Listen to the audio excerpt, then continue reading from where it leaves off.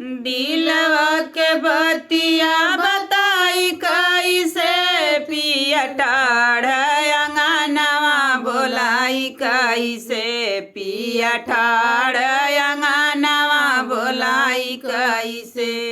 दिलवा के बतिया बताई कैसे पिया ठाड़ अंगनवा बोलाई कैसे पिया ठाड़ अंगनवा बोलाई कैसे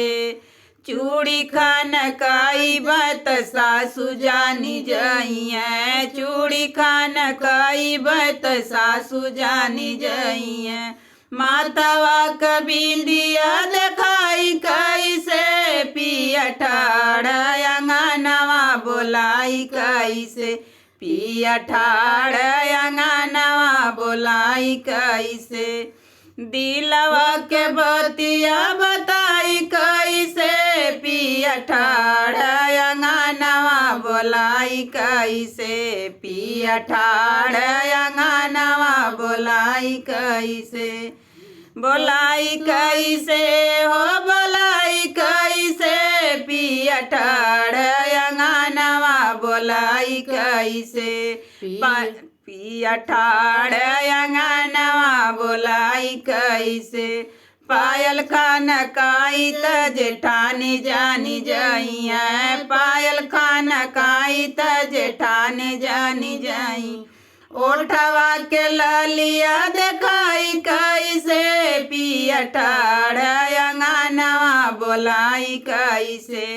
ओठवा के ललिया दिखाई कैसे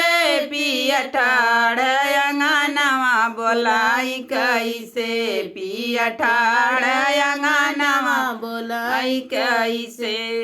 दिलवा के बतिया बताई कैसे पिया ठाड़ अंगनवा बोलाई कैसे पिया ठाड़ अंगनवा बोलाई कैसे फोनवा लगाई त देवर जानी जाई है फोनवा लगाई त देवर जानी जाई है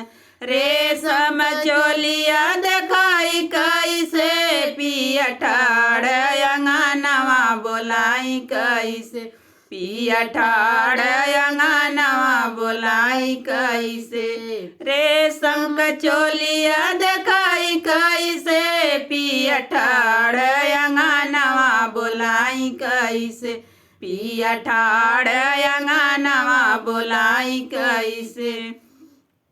दिलवा के बतिया बताई कैसे पिया ठाड़ अंगनवा बोलाई कैसे पिया ठाड़ अंगनवा बोलाई कैसे कान की हमारी ननद जानी जाई है कान की जमारी ननद जानी जाई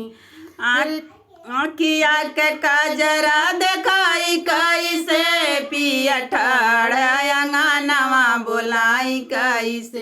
पिया ठाड़ अंगनवा बोलाई कैसे घूंघटा उठाई के दिखाई कैसे पिया ठाड़ अंगनवा बोलाई कैसे पिया ठाड़ अंगनवा बोलाई कैसे दिलवा के बतिया बताई कैसे पिया ठाड़ अंगनवा बोलाई कैसे पिया ठाड़ अंगनवा बोलाई कैसे।